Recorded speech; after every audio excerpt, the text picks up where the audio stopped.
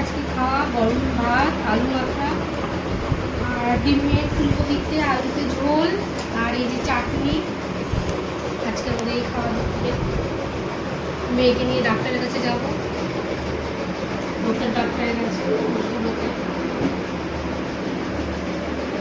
তাড়াতাড়ি রান্না করেছি, 3টের সময় বেরোতে হবে।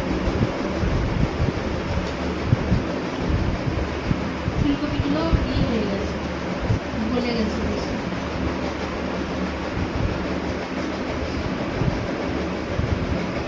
আজকে আমাদের মেনু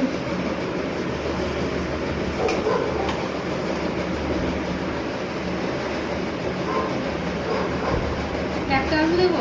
হ্যাঁ